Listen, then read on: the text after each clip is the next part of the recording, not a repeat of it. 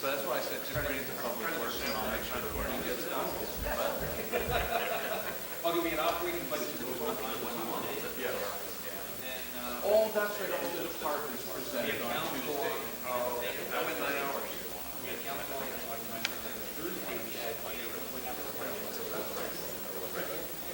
Which one went all day?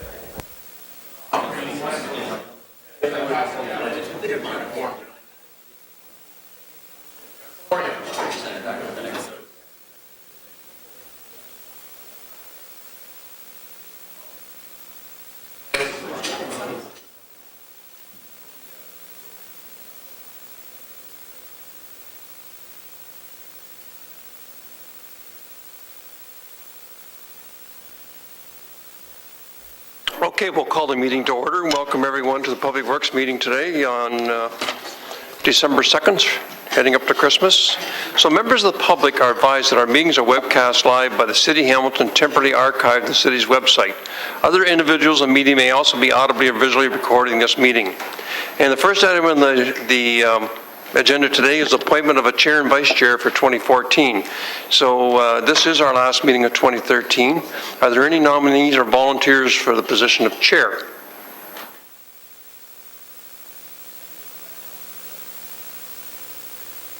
Okay, move Chad Collins, seconded by Tom Jackson. Any other nominations? All in favor? All in favor? Any discussion? I can't get a vote, so any discussion?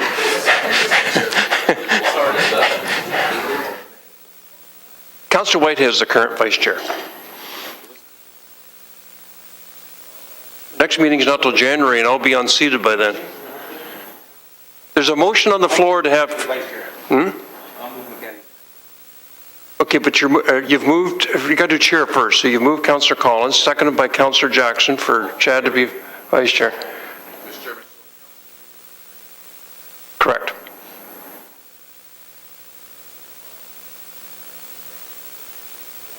Are you withdrawing your motions?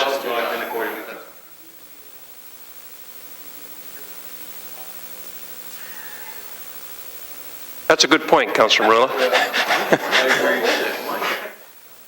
Actually, Jerry was celebrating back there. What do you guys want to do in this? So who will chair the next meeting? All right, we'll sort that out. Okay, table to the end of the meeting? Tabling? Yes. Seconded by Councillor Magrulla. All in favor? Carried. Any nominations for vice chair? Okay, tabled, moved by Collins, seconded by Jackson. All in favor? Carried. Changes to the agenda. Mr. Clerk, any changes to the agenda? There's one additional notice of motion that's before you. Okay, that's with one by Councillor Collins. 10.1. Changes to, they've done that part. Can I have a motion to approve the agenda as presented? Moved by Collins, seconded by Marula. All in favor? Carried. Any declarations of interest? Seeing none. Approval of the minutes. November 18th. Moved by Councillor Duvall, seconded by Councillor McCaddy. All in favor? Carried. We have 6 consent items before us. Is there any discussion? Collins is moving them all? No? Councillor Powers, you want to discuss one of them? Item 5.6, please. Okay, go ahead. I'd like this motion referred to council, referred to Mr. Lupton for a report back to the council meeting, please. To the council meeting or the next Public Works meeting? No, council meeting. Next Wednesday. Let me explain it, please. Yes, please. There's a requirement of the FIT program. In order to be in compliance, there needs to be council approval before the end of this calendar year. This committee will not be meeting until January. So, and Mr. Lupton and his staff have not had a chance in order to review this request by the proponents. I would like him and his staff to have the opportunity to review it, and then they, in turn, we can bring it in as a miscellaneous motion at the council meeting so that it meets the timeline set by the province. So will there be a report coming to council then on next Wednesday, just for the clarity of the committee? I would think there'll be just the motion will come forward and staff will be available to answer any questions if necessary. Okay, you're making that a motion? Just Jerry. Jeff. Through you, Mr. Chair, just a point of clarification. I think this should really go through planning. but only because it has to do with land use and ground mount systems. I think that's why council wanted to have a look at the ground mount specifically. We have a blanket resolution for rooftop for the city, but all other forms of renewable energy were to be looked at on a case-by-case basis. So just for clarity then, Jeff, if you think it should go to planning, why is it here today? I don't know. Oh. Jerry, can you help us on this? No, when it came in, it got put on the agenda, and I talked to Jeff this morning about it. I didn't get in front of it. Okay. I mean, we can. Mr. Chair. Do you have any problems with Councillor Powers moving then that get referred to council? No, we can work with it, with planning and do that for Council Powers. So Councillor Powers, your motion then is to refer this to council. Motion to refer to the appropriate staff for report back to the council meeting before the end of this year. Correct. Okay, seconder to that, Councillor Jackson. Any discussion on the motion? Seeing none, all in favor? Carried. So items, the balance, any discussion on any of the other consent items? So we need to motion then to receive 5.1 to 5.3, approve 5.4, and 5.4 to 5, and 5.5, 5.6 has been deferred. Moved by McCaddy, seconded by, you want to second it to get it on the table, Councillor Devon? No, I'm asking about 5.3. Okay, go ahead. The council direction, I mean, it's about the soccer club that wants to come here. Well, that's the recommendation, that's the suggestion there. We don't have a contract. Corley's up here, and we're, I don't know how much we can talk about the Tiger Cat lease now, Corley, but... Sorry, I didn't get the question through the chair. So, Corey, I'm just asking about 5.3, and on this letter of a soccer team coming to Hamilton, and there's no actually recommendation here, but there's some serious money that's put on the table for a soccer team to come here. So can you give me some information on? I can update you. After I prepared this report, they have come forward with a media release indicating they had withdrawn their request to come to Hamilton. Okay, thank you. Okay, then, so once again, I need a motion to receive 5.1 to 5.3, 5.4, 5.5 to approve, and 5.6 to, it's been referred to council. Councillor Powers. I still have another item, please. Oh, go ahead. Item 5.2, please. Go ahead. This is with regards to the tree health and maintenance in Hamilton and Dundas downtowns. Would I be permitted to meet with staff to get a more detailed report on, this is kind of an overview report. It doesn't drill down on how we're going to deal with things specifically. So would you like to table this for now? No, or I do you don't. want to have it go No, I through and then you can meet with staff before council? Yeah, I'm just asking whether that's okay for me to get more detail on what's in the Jerry? report. Yeah, we'll have Mike McNamara and Craig set up the meeting with you, give you all the details. Thank you very much. Any discussion on any other items? No. Okay, so 5.1 to 5.3 we need to receive, 5.4, 5.5 we need to approve, and 5.6 has been deferred to council. Motion on that. Councillor Collins, Councillor Jackson, all in favor, carried. There is no public hearings and there is no presentation, so we have a report from Hamilton Utilities Joint Advisory Committee report. Any discussion on it? Moved by Powers, seconded by McCaddy.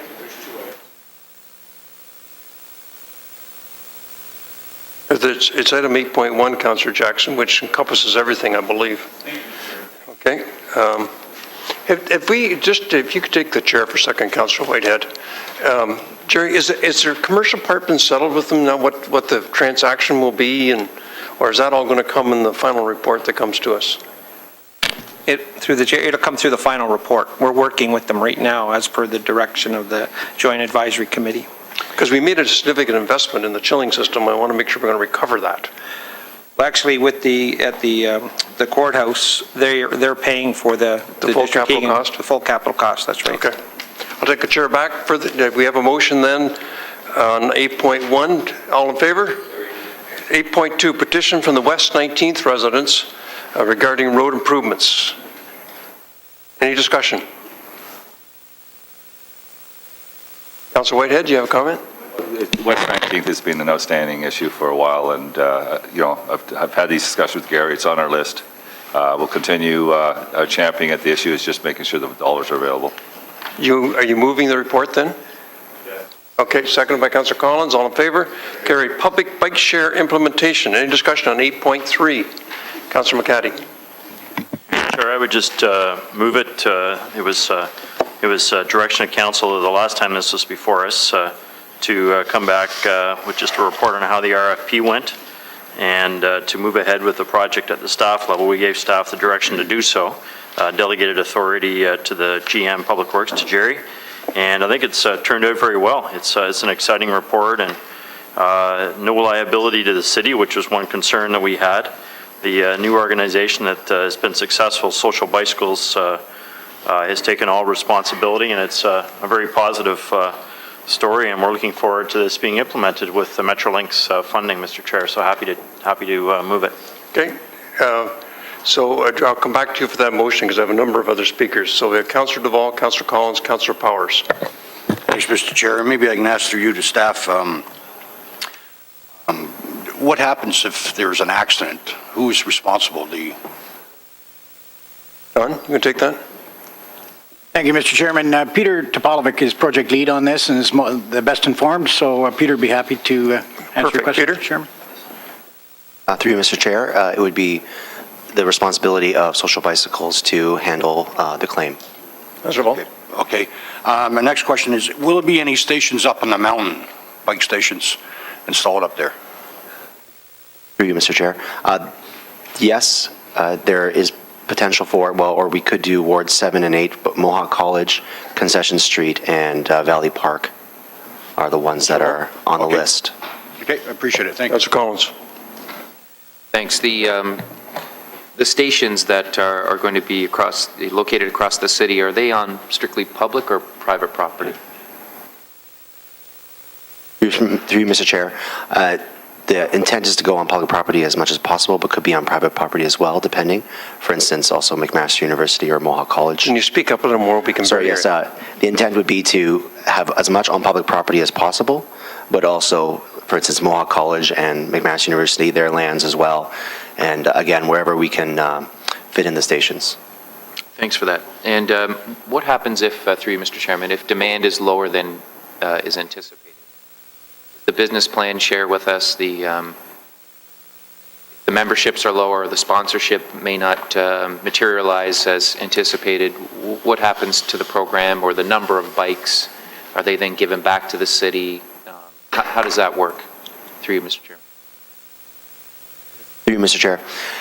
Well, the original business plan was based on potentially a Big C-style model, which is actually more expensive. So with the Social Bicycles, given the lower operating costs, that potential is lower. But if they're not to make their targets, and then of course not make enough money, and they were to leave the project, then the city could find another person to run it. Or at the end of the day, if that doesn't work, sell the bicycles back to a different city and take the money back, of course, and stop the system. So there would be two options there. Thanks for that. And the business model, does it share with us what the required revenue is to break even? Is that something that's public knowledge? Or is it something we can share?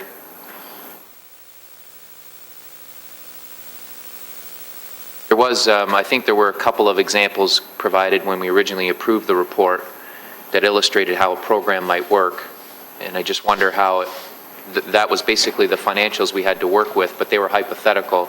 I'm wondering how close did the successful proponent come to meeting targets that were provided to council with the, call it a sort of a template operating budget? Through you, Mr. Chair, they very closely matched our targets that we had set out in our business plan. Okay, those are the questions I have. Thank you. Thank you. Councillor Powers.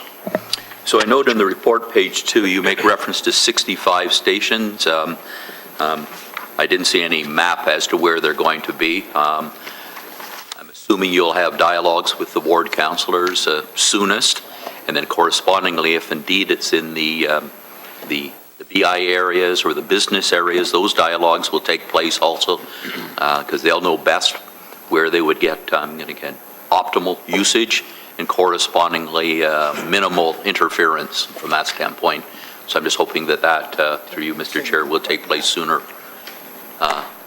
than later. Peter? Through you, Mr. Chair, there is a map that we could share with councillors That would be on wonderful. the proposed station locations. Okay, thank you. Would you like to see that map distributed before council on Wednesday? I mean, if it's able to be, that's fine. It doesn't matter to me, just as long as there's some in Ward 13.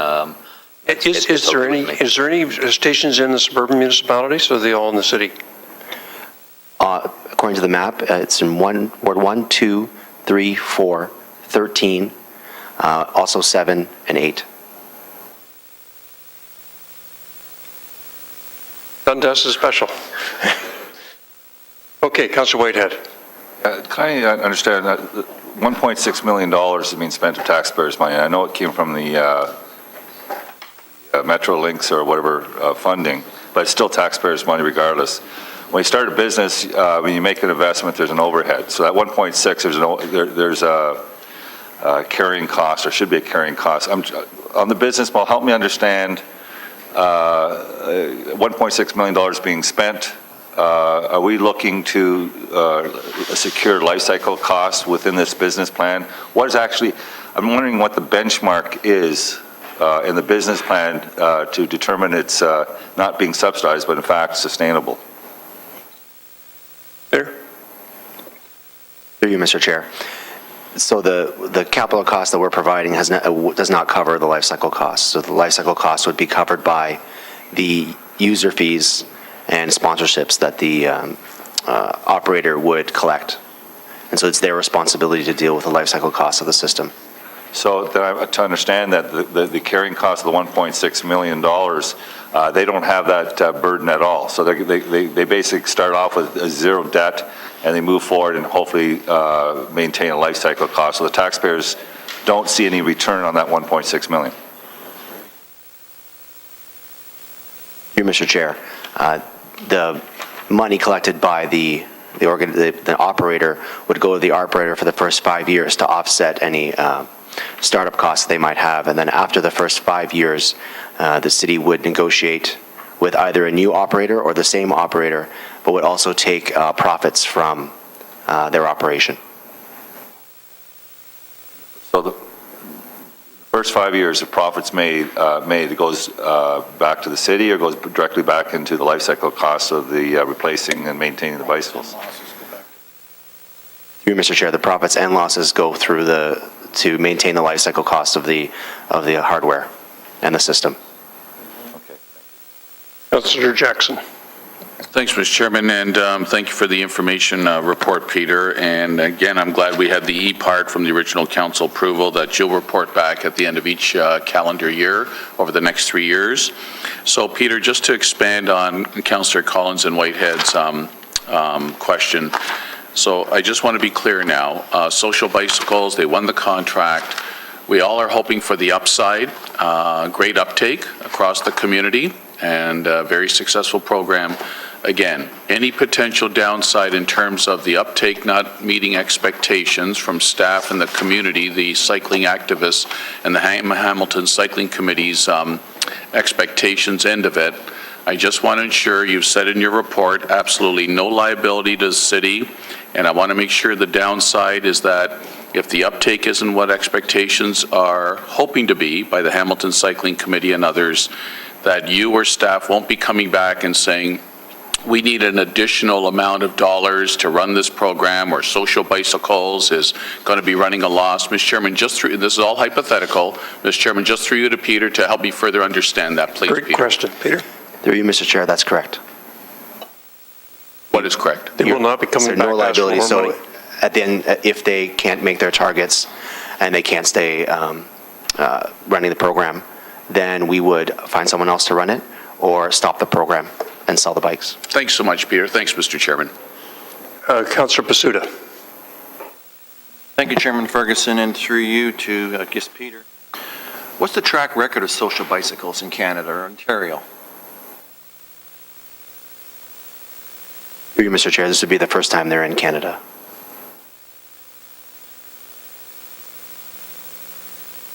Okay, it's U.S.-based. How many cities are in the USA? in total? Do you have any idea? Through Mr. Chair, how many do they, how many do they have operating? Yeah, how many cities in the United States operate the bike program? For social bicycles, I have a list. Well, there's Buffalo, New York, Hoboken, New Jersey, Tampa Bay, Orlando, Florida. There are more on my list. It's okay. Councilor Pizzuto? How long have they been in business? Through you, Mr. Chair. Here? Through Mr. Chair, I believe 3 years or 4 years. I think some of the programs are coming on 3 years. Colleagues. Thank you, Mr. Chairman. Councilor White, a second time. Yeah, just wondering, as we're developing the operating RP and looking at the management benchmarks, I heard that in Toronto, the operator, there was an issue with the operator. So did we learn any, first of all, what happened in Toronto? And two, have we applied any of those concerns into this process? Through you, Mr. Chair. Yes, one of the biggest issues with the Toronto system is that they took out a capital loan to buy the hardware. And so the system was, in terms of not looking at that loan, the system was returning a profit and being able to run itself. However, with the capital costs and the loan's interest rates, they weren't able to cover those costs. So one of the important factors in our system is that the capital costs be covered. And so any system in North America who has had the capital costs covered has remained profitable. And any system in North America that didn't had the same problems as Toronto. So we worked with Toronto staff to make sure that our program took into account those considerations. So, Mr. Chair, clearly then, this is not a business model, this is a subsidized model. Is that correct? Through Mr. Chair, once the capital costs are covered, many of the systems don't have any subsidies in operating. Well, Mr. Chair, you got $1.6 million of capital that they don't have to recover as in Toronto. So clearly, there's a $1.6 million subsidy relative to the carrying cost for those bicycles, right? Through the chair. That's correct. I think you can interpret the subsidy as being, it's actually, the bid is 1.3 million, the budget is 1.6 million. And yes, you can interpret the $1.3 million as a subsidy that being provided by Metrolinx to undertake this active transportation initiative here in Hamilton. I think I heard just, Mr. Chair, through staff that the experience of Toronto and others, the only model that appears to work is when you do that you actually subsidize the capital. Is that correct? Yes, in a very similar way to the way Metrolinx and in some part the federal gas tax, provincial gas tax subsidize the purchase of the buses. So in that respect, yes, you're quite correct. Thank you. Councilor McCaddy.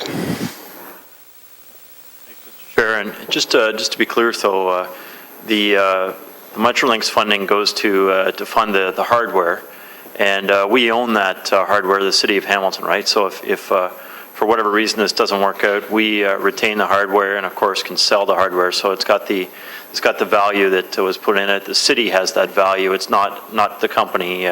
Mr. Chair, through you to clarify. That's quite correct, Mr. Chairman. Even though the $1.6 million investment is coming from Metrolinx, should this initiative fail for any reason and the program's wound down, the asset transfers back to the city, and any revenues resulting from the sale of that asset would flow to the city. Right. So, Mr. Chair, this represents a grant to the City of Hamilton, free money. So that's useful to have. And just to point out, because to me this is a critical part of this whole operational model, this is very different than the Toronto model and Montreal. Councillor Powers has noted, and it's quite a bit simpler than the BICSI model, which has run into some challenges in those cities. Mr. Chair, through you to Peter. Through you, Mr. Chair, yes. One important difference is that the actual stations of a BICSI-like model are expensive and have to be moved in place, and they have some terminal requirements as well. With the social bicycles, because the technology is based and built in onto the bike essentially can attach to any rack. So now the racks that were stations in a BICSI model are actually just bike racks in this model. So the infrastructure is much lighter and much less expensive. So I think that's one very big difference. But also the way it's priced and the way it's used is slightly different because you can reserve a bike. You couldn't do that in the other model, and also the price is lower because there's not as many operating costs in the first place like there were in the older models. Sure, that's great to hear, and I mean, the sustainability of this is important to all of us, and the success of this, so that bodes well for this. I just want to congratulate Peter in particular for all his work on this. I know he spent a lot of hours working on this RFP and working it through. And Mr. Chair, I think the exciting thing is we're the first city in Ontario to buy into this new model of bike share that the Social Bicycles has, and we've just heard some of the key benefits over other older systems that have been in place for longer periods of time and have had some challenges.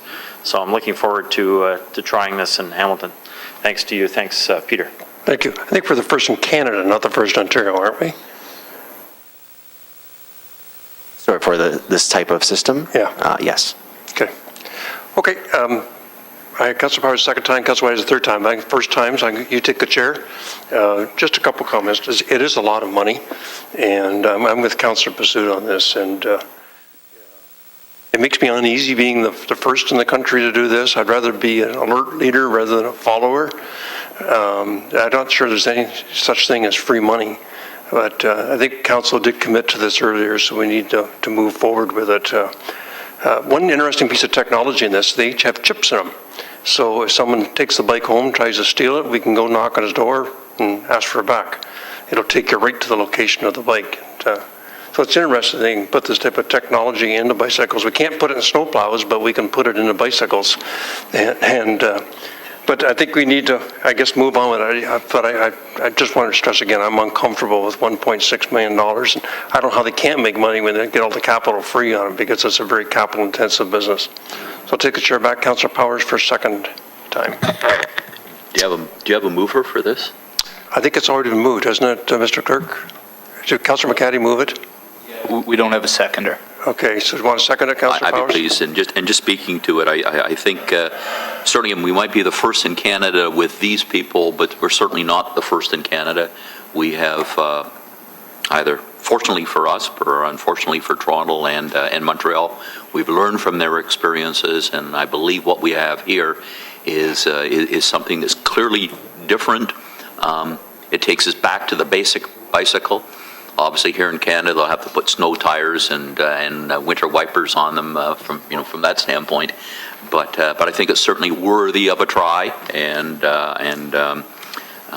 that's what the money was provided to us through the Metro Links and the quick wins to explore other options. We expended the money to put bike racks on every one of our buses to carry it. So let's give it a shot, and hopefully, if Social Bikes is successful, we're successful with it too. So let's move on with it. And third time, Councilor Whitehead. Thank you, Mr. Chair. I think there was one question I was asked in regards to if it doesn't Can you pull your microphone right down? If it doesn't succeed, Mr. Chair, we would own the asset, but that asset would be a somewhat depreciated asset, would it not, through the chair, through the two staff? Done? That's correct, Mr. Chair. So you wouldn't get the same value, so there still would be a loss in the context of that transition. Is that correct, through the chair? Done? I guess it comes down to your interpretation of a loss, given that the full 1.6 million is coming in from the province, and any recovery value from wind down and sale of the asset would flow to the city. So it would be a loss from an overall perspective, both the province and the municipality, but would be a gain from the municipality's perspective in that it would be essentially found money for whatever the asset was sold for.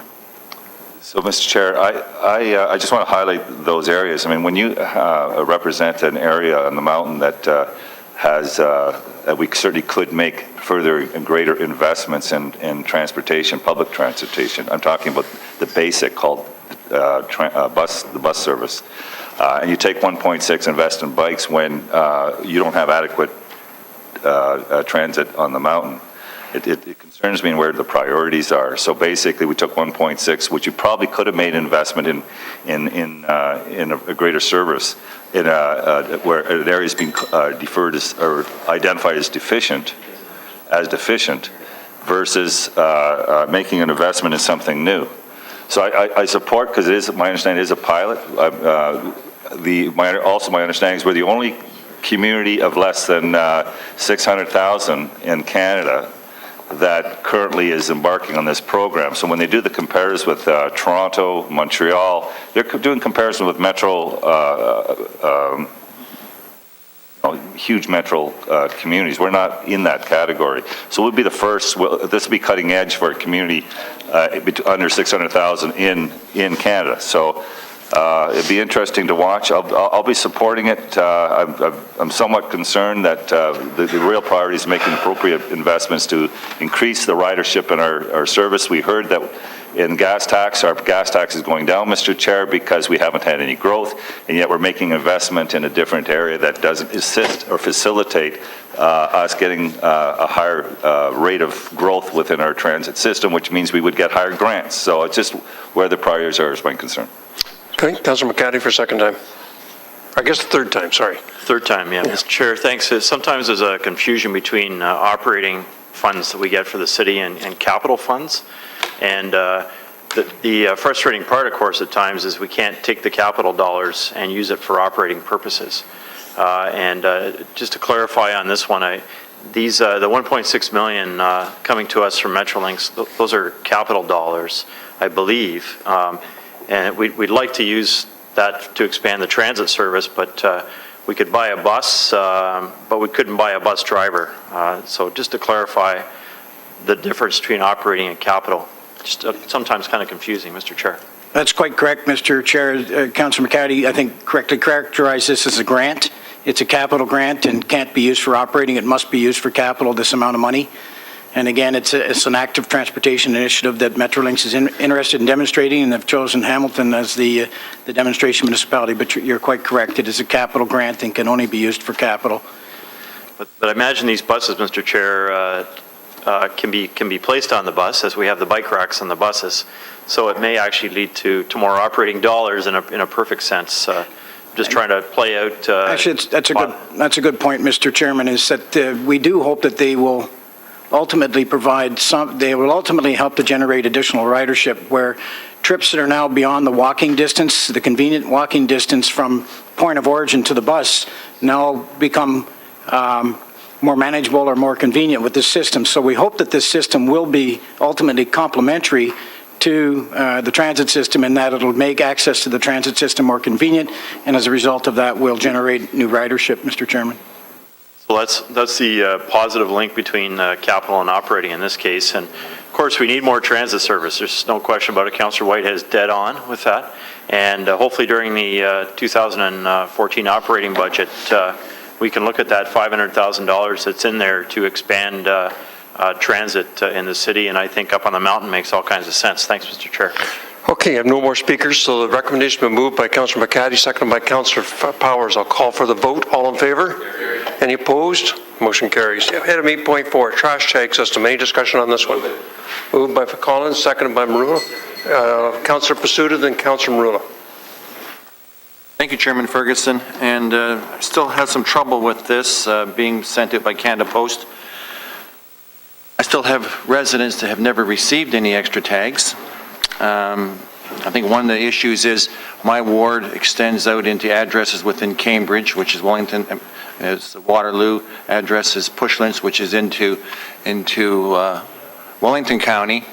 And I still say, and I'm still bound and determined, that if we could include these with their tax bills, it would be directly mailed to them. I really don't have any apartment buildings or townhouse or anything, and so I just... You want to question staff then? Yes, what happens in addresses that are not in Hamilton? Interesting. Mr. Chair, good morning. So with the Canada Post unaddressed mail, we actually have the opportunity to pick through all of the postal codes to be able to be delivered to. So there are a number. So last year when we went back to Canada Post for delivery, there were a few that we looked at as primarily in those other municipalities as instead of being primarily in our municipality. So we've noted those municipalities for this, or those postal codes for this year, so that we ensure either Canada Post can deliver them to partial postal code locations, or we will mail them with addresses on them to those areas. or we can even drop them off like we did in some cases this year. Okay, sounds reasonable to me at this. Councillor Marula. Thank you, Mr. Chairman. And I, too, am concerned about Canada Post. Not only about this particular item, but also because of my experience with Canada Post with my community meetings, which occur quarterly.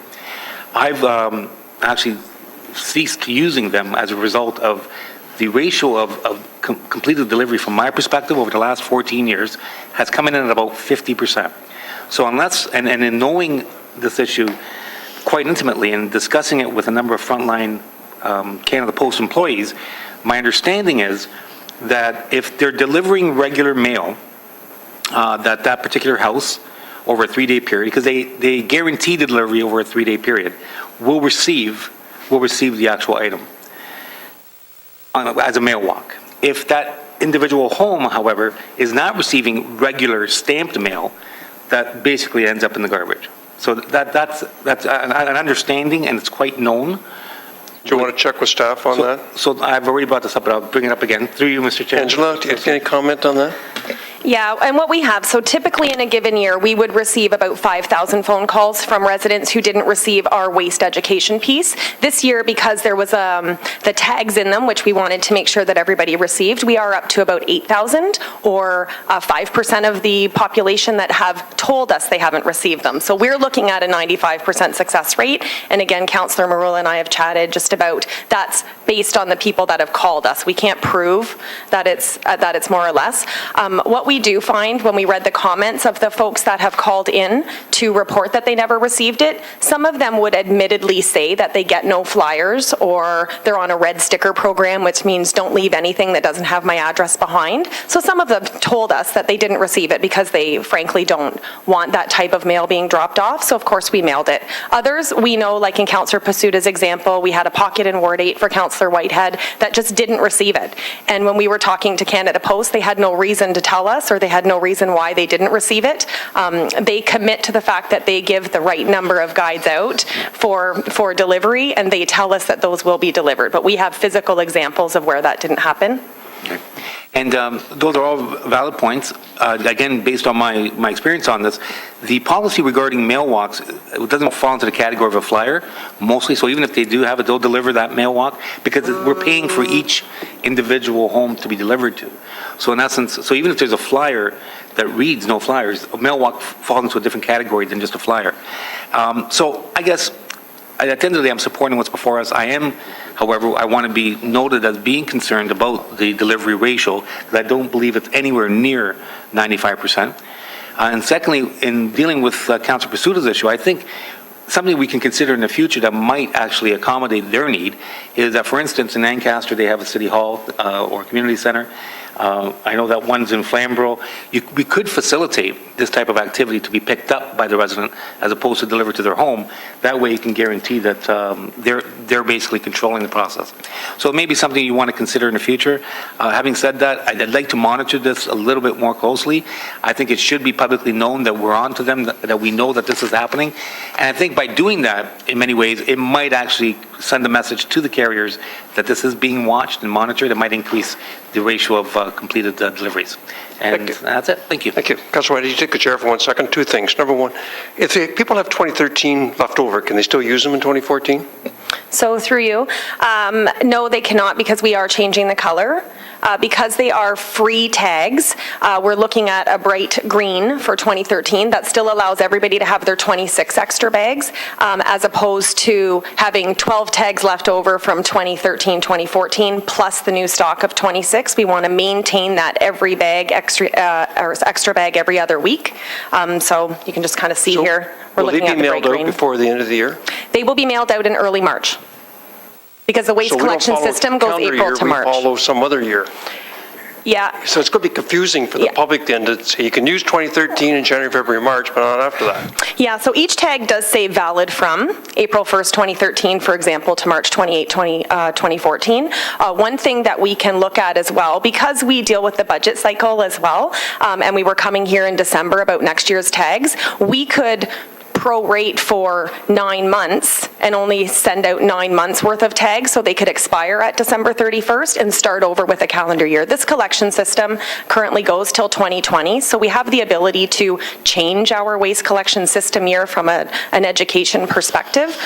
We just need to know to do that. What's the downside of letting them use the 2013 and 2014 if they have some left over? Yeah, so through you, it's just the fact that they would be eligible to have more extra bags or grab their neighbor's tags they might have found, in a blue box at garbage day or at the post office, those kind of things. So it's just a matter of, do we want people to have more than 26 additional bags on a given year, or do we want to stick with that 26 extra bags? But they were entitled to 26 in 2013, they just didn't use them. Correct.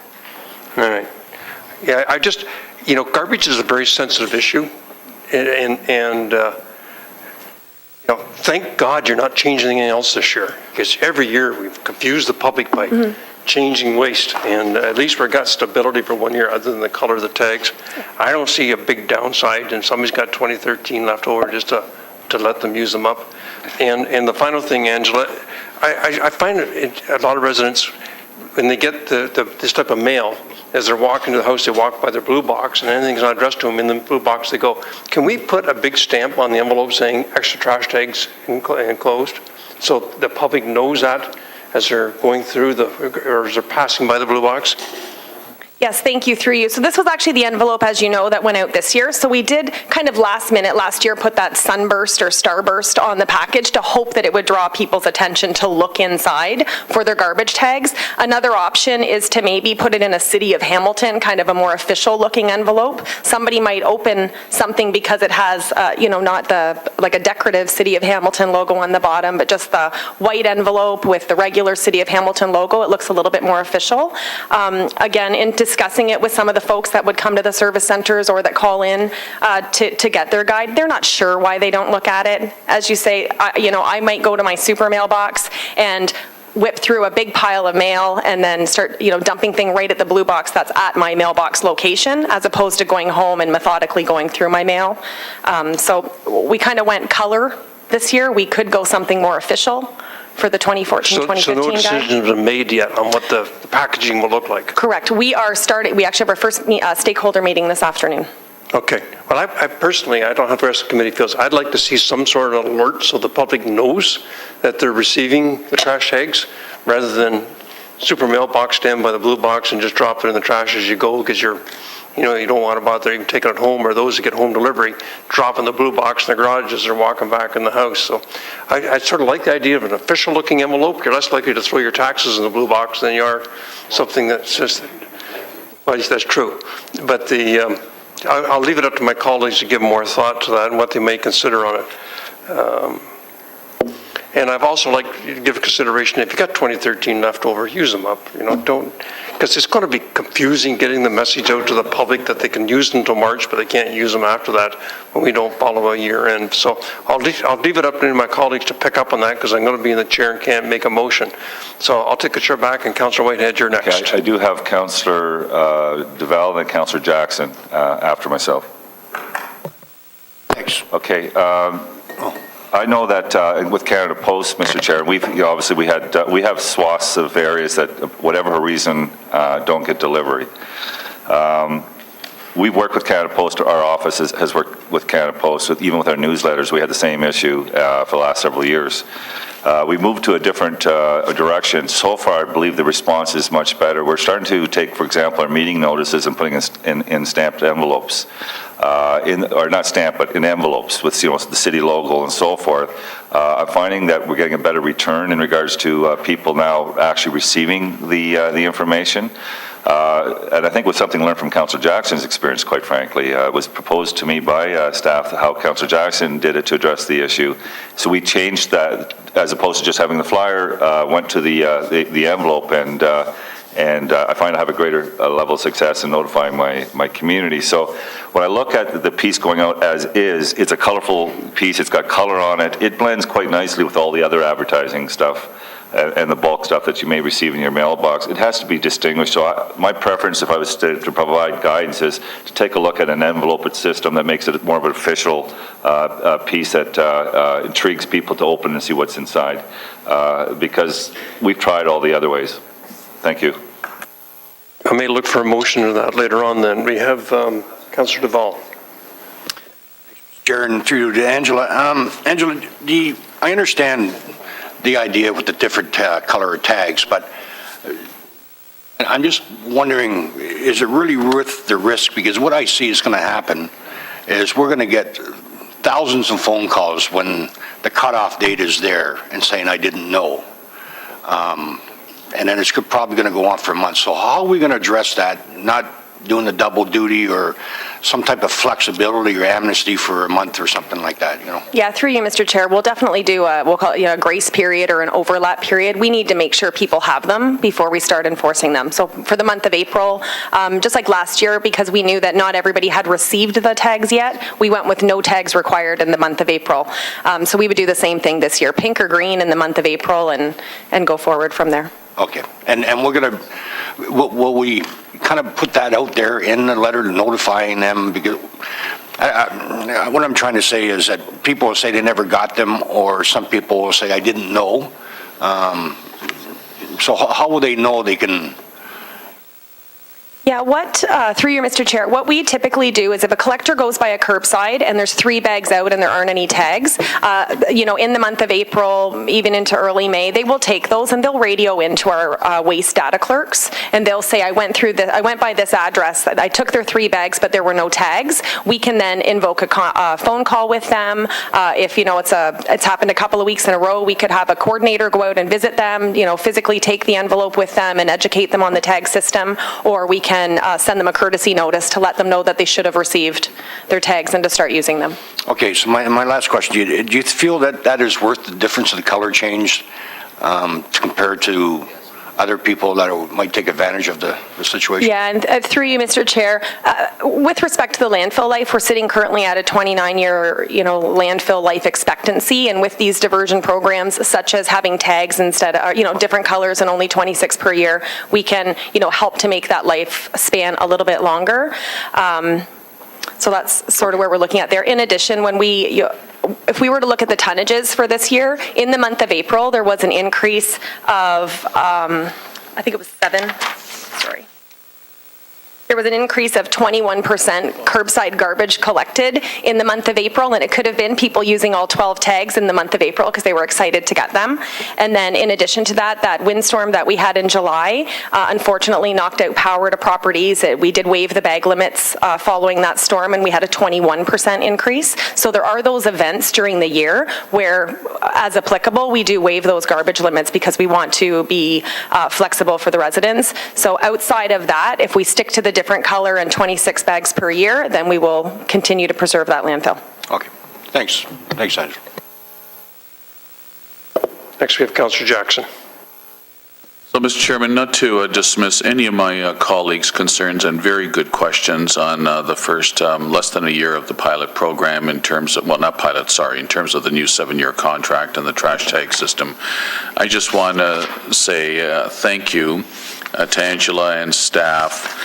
I have found that a number of my residents, first of all, have been greatly appreciative of the new contract, the new policy that has allowed for the 26 trash tags, number of families, cleaning out the garage on a weekend, instead of now having to drive the extra garbage up to the community recycling center and pay for it, after already paying for waste collection through their taxes, paying a user fee. I've had a number of constituents express gratitude for the trash tag, for that once in several weeks, several months that they need to put out the extra garbage. Households with pet litter, of course, as well, that sometimes just simply couldn't meet the former very restrictive 1-bag limit. So I just want to commend the fact that council by a strong majority went in this direction. I'm happy to hear, Angela, you say to Councillor Duval's request that come April next year, it just won't be the very first Friday up in Ward 6, that if somebody puts out their current pink, that they're going to have the oops sticker. Hey, didn't you realize, Mr. Resident, that it's now green? I'm glad to hear there's going to be a grace type period. That's wonderful. And I also want to say, Mr. Chairman, that Angela and staff, when I haven't been able to, and a constituent has needed the extra 14 tags in the first year of this program, they've been more than willing to personally deliver them as well, which has been greatly appreciative. So I'm just glad we have the program in place, Mr. Chairman. Thanks so much. Councillor McCaddy. Thanks, Mr. Chair, and good questions by committee. I'm just wondering if I can go back to the original discussion on this, and part of the downside was viewed that it would affect our waste reduction targets as we allow people to put more garbage out on the curb. So I'm just wondering, along the same lines of how we're measuring more dumping or less dumping, and good news story, in the dumping locations that we monitor, are we able to comment on the waste diversion numbers? Are we impacted in any way, or has there been an impact? I guess impact is not a verb. I'm reminded by my wife. Has there been an impact on our waste diversion targets, Mr. Chair, through you? Angela? Through you, Mr. Chair. So in general, tonnages have increased by about 5% this year. Again, we did have some high tonnages back in April at the inception of the tags, plus it's also spring cleanup time, also the July storm, 21% increase in garbage just in that month over the same period last year. So there were a couple of events that did cause it to go up, but we're kind of back down to about a 5% overall. Those other programs that were put in place this year, every week, Leaf and Yard, we have seen an increase of 100% leaf and yard waste collected this year, simply because they can put it out every year. We're showing currently about a 9% reduction in green carts that are collected, green cart organic waste at the curb, but that's because people aren't topping up their green cart with their leaf and yard. They're putting it in its own container because it's being taken.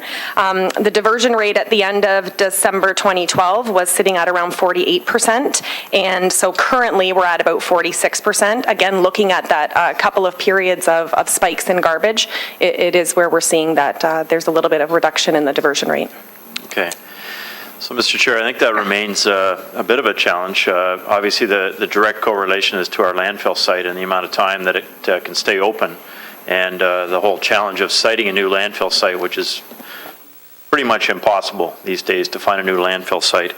So this is just the first year of this program, so I think we need to monitor it over a couple of years to see what track it goes in, to see if there's been sort of an uptake, significant uptake this year, but next year it's not as much, or it averages out over 2 to 3 years. But our waste reduction target, I think, still remains 65%, and to go from 48 down to 46 is a concern.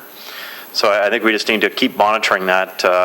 And of course, we can possibly look at introducing other programs, not related to what we're talking about here, but other programs to offer more blue box opportunities or green bin. Great to hear that the leaf and yard is being used more often, and going to the composting up on the mountain at Glanbrook.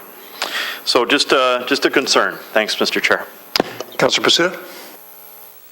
Thank you, Chairman Ferguson. And first of all, yeah, I agree with your comment about the envelopes being more distinctive. When I was delivering the envelopes out, people thought it was just these value coupons within their mail and that. So it's an issue if we could make it more white, city logo, maybe just your garbage calendar, garbage information, and extra tags. Through you, Mr. Chairman, to Angela. Angela, what's the distribution timeline? When are you planning on getting these out? Through you, Mr. Chair, we will mail them the first week of March, so they should be received by the second week of March, and then we'll go into circulation utilizing them on their bags the beginning of April. Okay, and then just a little bit of a sidebar. I was mentioned here about blue boxes. I picked up some blue boxes on Friday for some residents. I see there's bigger blue boxes now, but they're not blue, they're baby blue, something like the screen. Are we going to be having the smaller ones still? Through you, Mr. Chairman? And through you, Mr. Chair, the smaller ones still are available. We do have an inventory of them. You're right, they are a brighter blue, and it's, I believe it's due to the amount of recyclable material that is in the blue box, actually the content of the plastic, that is making them come out a little bit lighter blue. So, and I don't want to belabor this, Mr. Chairman, but with these larger blue boxes, people put in materials, bottles, glasses, jars, gets to be too heavy. Is that going to be an issue for pickup for our staff? Thanks, through you. The current weight limit is 40 pounds on a blue box, and it hasn't been an issue to date. Another reason for the larger blue box, in addition to being able to put more in it, is if you fill it up to the same height as you used to fill your other blue box, there'll be a bit of airspace at the top, which will help alleviate the blowing around of some of the materials that used to be concave on top of the blue box. Okay, and just one more, Mr. Chairman. Did we investigate, there is a company out there that sells a mesh. You actually can put on with domes onto your blue box, and then you just flip the one dome and they dump it. I know some of the residents out there do have these and they're being used. Have we ever investigated that? Through you, Mr. Chair, thank you. We do have lids. We've piloted them, and you can buy them at stores. And so we do have in the collection contract that if there is a lid on the blue box, whether it's the one we currently kind of have as a display in our office has some lines in the middle just so that it's not solid plastic. So people can use them, and the collectors will remove the lid, empty the blue box, and put the lid back in the blue box before they leave the site. Okay, Mr. Chairman, I'll probably give Angela a sample of what I got there in my office, this mesh netting, so she can look at it. So, thank you, Mr. Chairman. Thank you, Angela. Okay, I have no more speakers. Councilor White, did you want to make a motion on the branding of the envelope then? It'd be more official Hamilton logo and say trash included, or trash tags included? I don't know if we need a motion, but yeah, I'm hearing that's probably a good idea. So, Yeah, so you move that amendment then. Correct. Was that appropriate, Angela? Okay, seconded by Councilor Powers. All in favor of the amendment? And the main motion, all in favor? Thank you. Do we have a motion on the main motion, Mr. Chairman? I'm not sure we did. Yes, Collins and Marula. Okay, thank you. Move on to the winter control program. Is there any discussions on 8.5? Councillor Collins. Thanks, Mr. Chairman, and I've obviously read the report. I just want to know the downside of providing the information related to the GPS tracking devices that we currently have on our own vehicles. And so I understand some of the dilemmas that we have here is that some of the private contracted vehicles are currently not equipped with the tracking systems that we have in our own vehicles. But what's the downside as a start to providing the information that we currently have for our vehicles that already have been retrofitted with the GPS tracking systems? Brian? You, Mr. Chair, to the councillor, if I can speak first to perhaps the feasibility to that and then the downside. The equipment that we do presently have equipped with GPS AVL will not give us a live either completion or a live status report without an additional feature to our GPS service. So that's an obstacle that we would have to overcome, and I think it's just a small financial cost to put that in place. I don't know if it's a downside or not, but one of the issues related to providing the information that we presently have available once that capability is put in place would be the lack of coverage across the entire city and across the entire route network. The information would be largely focused on Route 1s and 2s, and there would be very little information on residential priorities, 3s, and so on. So I think that's where most of the interest in this issue has been based from. So that's kind of one of the downsides, is that I think there might be some disappointment in the fact that that information would not be part of that action. The other side of it, I think with anything new that's introduced, there's a peak of interest, and I would expect that there would be such in this kind of an initiative. And I think that there might be some misunderstanding in terms of what location information might impart about the timing that a service would be delivered. So if a vehicle is seen to be moving from point A towards point B, is it reasonable to draw a linear relationship relationship and say they will be at point B, perhaps my house, at a certain period of time. And there's lots of reasons why that might not happen. They might be recalled, redeployed to a higher priority route, depending on the storm's status, whether it's advancing or worsening. There could be a shift change. There could be a materials application going on at the same time, and they have to go back and reload. There could be a number of things that might cause the service not to arrive at B at the time projected by the individual. And that might cause concern, it might cause a call, and whether in fact we can respond to that call in a timely manner during the managing of a snowstorm is, I think, a potential downside. So that's I think if I can encapsulate that, what I would see to be the negative side of implementing at this point. I guess one of the dilemmas I had in reading the report is there's no upside in terms of what would come with a snow plow tracking system. And from what I've read and observed in other municipalities that have already implemented it, there's certainly a higher level or standard of accountability. That for us, certainly in parts of the organization, has been an issue, especially in public works, unfortunately. So I think with a system that keeps track of the service implementation, we provided our residents with an opportunity to gauge the implementation and to provide some level of oversight beyond what our own staff provides during a winter response event. In addition to that, for me, it also provides us a good opportunity to gauge the performance of our public versus private staff, which is always an issue in all parts of the area, or the organization, where we have two service providers, internally and externally.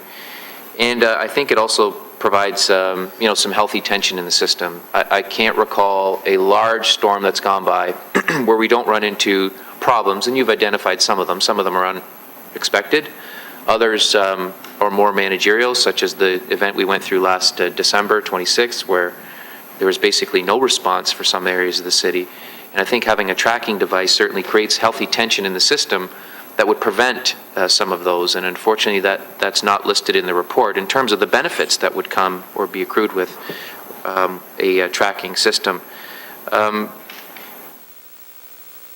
for me, it seems more like how do we get to a point where we can implement a system at a reasonable cost? And I don't have enough information in the report right now that would provide me with the opportunity to say, let's do it today. But I'm certainly not ready to abandon the idea. It's just a matter of time before, and we're already seeing it with buses, or at least we're going to see it with buses, where we're going to have real-time information and data that will allow the community to monitor where our buses are at.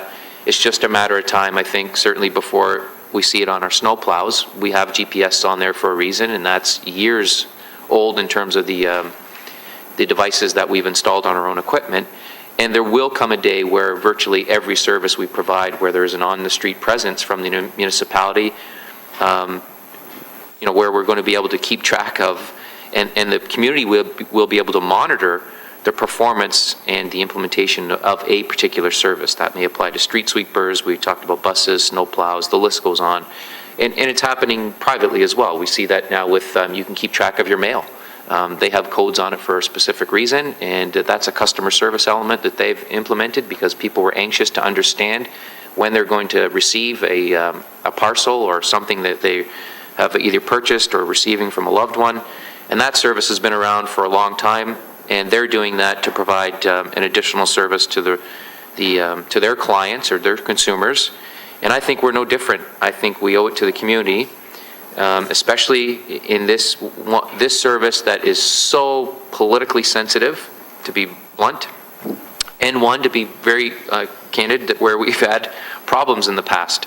And I think that a tracking system, as I said, would create an extra layer of accountability that would help us implement it and would provide the community a good understanding as to what progress we're making or not during particular storm events. So I don't want to lose track of this on the outstanding business list. I would like to do some, undertake some additional work and maybe work with some of my colleagues who may feel the same. I would move to receive the report at the appropriate time, but keep the item on the OBL list if possible. So those are my comments right now, Mr. Chairman. I'll come back to you for that motion then after we finish the speakers list. Councillor Powers. I certainly echo what Councillor Collins is indicating. Certainly, we should delete Section C from the recommendation from that standpoint. The Web Redevelopment Committee has identified is the tracking of snow clearing and those items as being one of the priority services that we wish to focus our attention on. So I think this is a good start. Brian has indicated that there's, some cost. I'm not going to use the word nominal. There's always a difference in what nominal is from a government standpoint and what personally a nominal is.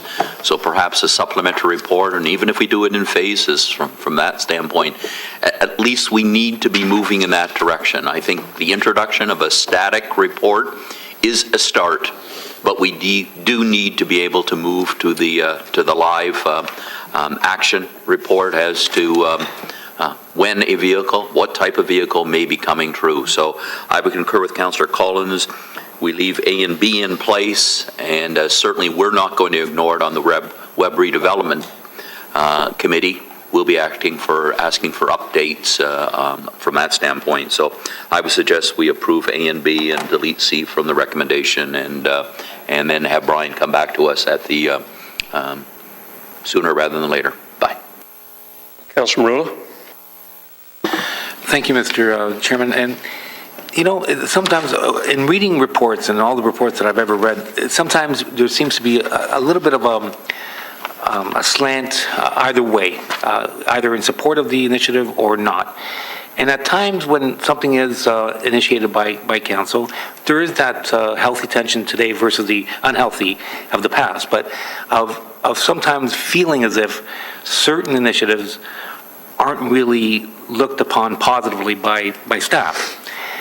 And I read this report, and to me it suggests that there's a collective, perhaps, belief that this is something that's not being supported by staff, and it's written in a way to try to, I think, put it to the back burner. And I don't, maybe perhaps it's unintentional, perhaps it's subconscious, but I have to say that I do feel that is where this is headed.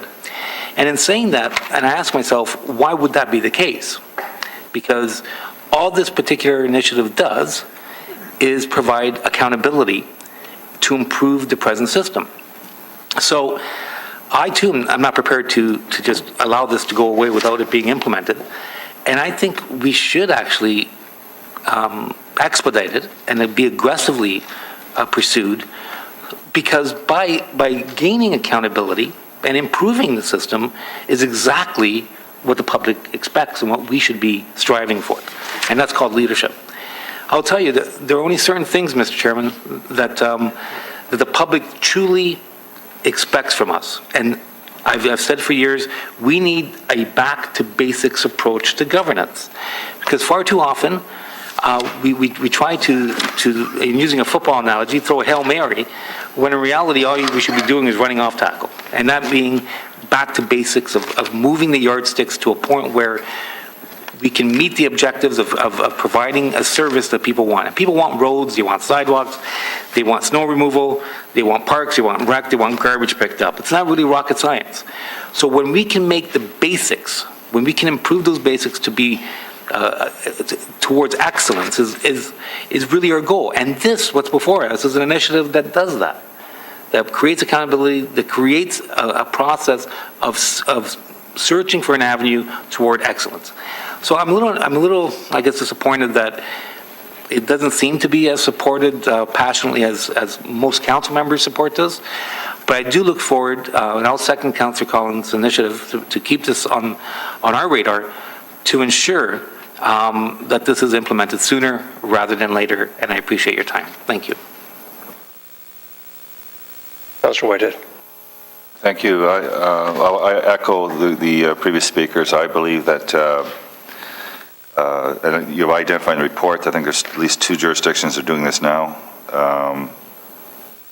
And And when I look at what we're doing with open data transit, I think there's people with the evolution and technology and the advancement of technology and just-in-time and live feeds, it also brings value in the context of what people believe they're getting for the taxes they're paying. And when they see and are able to access a site that shows that those trucks are out there and they're plowing the roads, there's value in that. There's value in that. And I understand there's costs and implications, but I also understand, Mr. Chair, that we can stage these type of programs in over a period of time, understanding some of the impediments that have been identified in this report. And for example, when the contract comes up for the private servers for snow removal, we can make it a requirement that they upgrade their vehicles to mirror what we will be doing to provide this type of service to the broader public. So I can clearly see a staged process to get us to that ultimate objective of having the general public seeing how their tax dollars are spent and go to a website and see where those trucks are and the fact that they're on the road and they are plowing the roads and all the answers will be determined from that site. But what they will see is value. And to me, it's all about value for the tax dollar. So I certainly support a staged approach. So by saying that, I will be supporting removing C from this particular recommendation list and keeping it on the outstanding list and looking at a way to stage this objective. Thank you. Okay, I have no more speakers then, so I have a motion then on A and B seems to be the consensus. Somebody want to move that?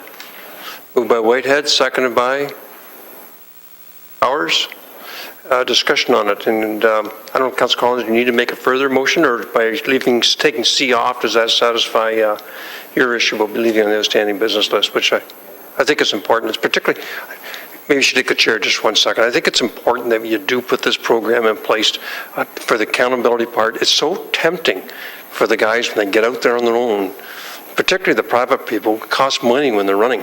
It costs a lot less money when they're sitting at Tim Hortons or even parked in a corner somewhere rather than out plowing the street. It just puts that operational tension on the system to make sure that people are actually out there moving, and it should reduce management costs because a supervisor, Bob Palkin, is sitting on a screen, and if he's got 40 plows out, particularly the private guys, you can see where they all are. I don't think there's a huge issue with our own trucks because they just do arterial roads, and I don't get a lot of complaints about arterial roads. It's the residential streets where we bring in the construction vehicles and the farm tractors, and there's no accountability to hold these guys to know where they've been, where they were, and as I said earlier, if we can put the darn things in bicycles, surely we can put them in our snowplows. They're not, an emerging technology. They're a well-proven technology, these GPSs. So there is a motion on the floor, and I'll take the chair back to approve report 8.5 items A and B. All in favor? Opposed? That motion carries. Thank you. 8.6.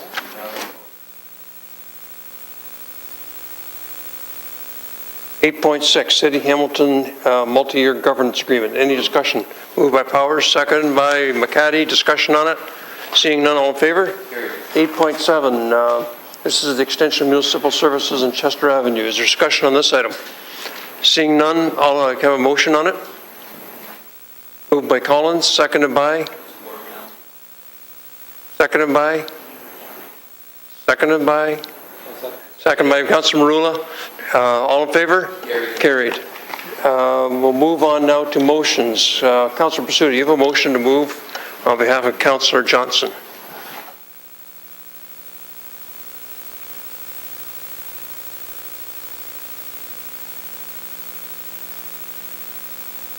Okay. Thank you, Mr. Chairman. So moved by myself and seconded by Councillor Brian McCaddy.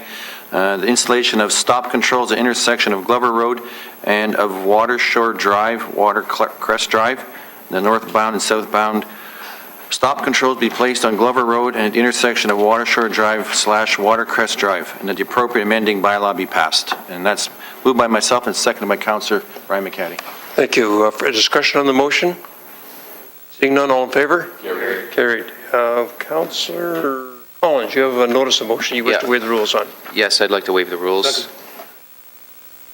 Okay, so you want to move your motion, Councillor, all in favor of waiving the rules? Carried. Opposed? Motion carries. Councillor Collins. Yeah, it's basically that Cochrane Road between Green Hill and Lawrence be reconstructed with work to include the removal of existing asphalt, complete base repairs, curb and sidewalk repairs and repaving, and the cost of the reconstruction project estimated at $600,000. 2014 Ward 5 area rating fund. Moved and seconded. Discussion on it? Turn the mic off, Councillor Pasuda. I can hear you. Never mind. All in favor? Carried. General information. So, Mr. Clerk, help me out with this. Item 11.1, coordination street furniture. We need to not remove that from the outstanding business list then? Sorry, that was listed in there on the chair's roadmap there, so. So we need a motion to remove it from the outstanding business list? The ones that we need are item F, public bike share, item G, tree health and maintenance, item H, garbage tag mailouts, and item J, correspondence from the Toronto Lynx soccer club. Okay, so 4 items requiring revised due, it says revised due dates. You want to remove from the outstanding business list or revised due dates? Because we've approved all these today. Removals, okay. Roadmap says revised due dates. Second moved by McCaddy, seconded by Jackson. All in favor? Carried. And one item required a revised due date, which is the two-way conversion of Victoria Avenue. Revised due date. Moved by Jackson, seconded by McCaddy. All in favor?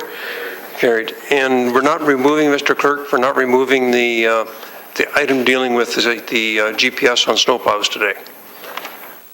Okay. Councillor Whitehead. Mr. Chair, 8.7 went past fairly quickly, and I'm a bit concerned about the pricing. I appreciate and respect the decision of this committee, so I'm not asking to revisit it, but I do reserve the right to be sitting down with staff, because we had this issue one more other time where the cost was just, for two homeowners, or I think one was a church, was just too significant. So I wouldn't mind having a better understanding of the implications of the $149,000 cost. So I'm just serving notes now as a council. I may ask it to be tabled depending on what happens. I asked for a second to that 4 times looking to you. Well, that's why I didn't second it.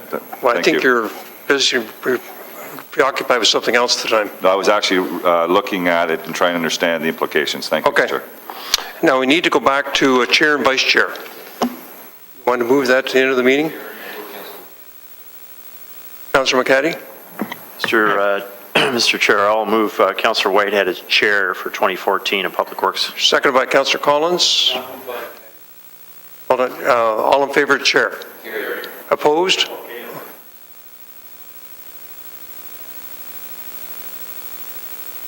I have a motion for vice chair. Moved by Councillor McCaddy, by Councillor Collins. There's a seconder to that. Seconding it, Councillor Jackson? I'll second. Okay, so we're going to have 2 nominations then. Councillor Collins moved Councillor McCaddy. Oh, you withdrawn? Councillor, you don't accept? I was hoping we could have a public vote on this. I move Gary Moore. Seconded by Gary. And the answer is... It's a demo. You don't want it. But everything would have the same answer, no.